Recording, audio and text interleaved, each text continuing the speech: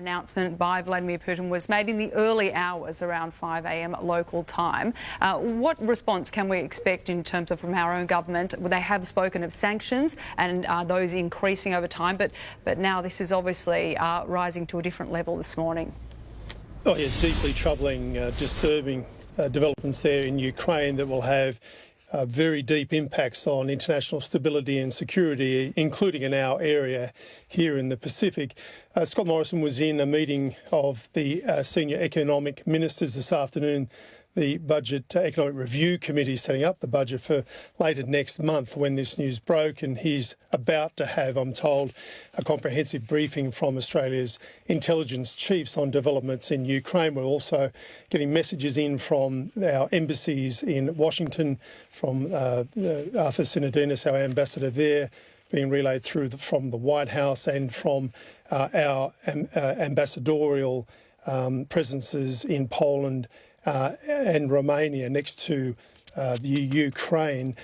Scott Morrison is going to call a meeting, a special emergency meeting of the National Security Committee of Cabinet sometime late this afternoon or early this evening to consider the next moves by Australia and its allies. We'll certainly take our lead, as we have today and yesterday, from the US and Britain in that regard. This morning, Scott Morrison signed into law sanctions that will apply to Russia and these particular areas of Ukraine that are now under attack, with the Governor-General David Hurley. But of course, they were soon proved to be futile. That was all about trying to prevent what we're seeing now unfolding on the ground in Ukraine. So at that time, Scott Morrison said there's plenty more fuel in the tank for Australia in terms of sanctions. What he has done, though, Sally, very interestingly, is categorically rule out military involvement by Australia in any form. He says that's not in contemplation, never has been in contemplation and won't be. So that's about as emphatic as you get.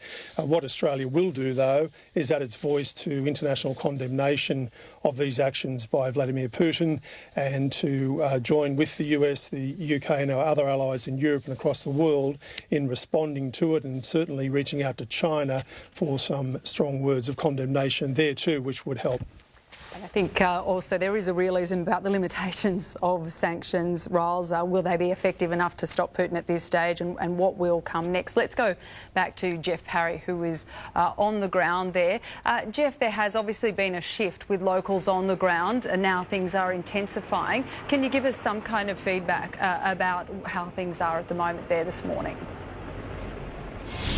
Well, there was some intelligence a few hours ago coming from American sources saying that they believe that this action would start around 4 a.m. Well, here it is. It's a couple of hours later, and obviously this action has happened largely across the eastern part of Ukraine at the moment. Just a little bit more, Sally, from Mr. Putin, who says he said rebels in eastern Ukraine asked Russia for military assistance, and this was thought to be one of the ways they would confect an action against Ukraine. He said that happened on Wednesday against Ukrainian aggression, an announcement that immediately fueled fears that Moscow was offering up as a pretext to war. So that's one of those false flag operations. Just a little bit from Ukrainian President Volodymyr Zelensky.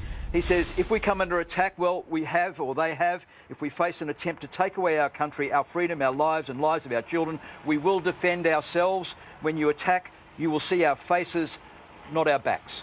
Sally? All right, that is Jeff Parry. It is currently 6 a.m. on the ground in Ukraine where he is, and as the day dawns, we'll probably get further clarity about this situation as it continues to unfold. We will have more in our next major bulletin at 4 p.m. and, of course, full coverage tonight at 6 o'clock.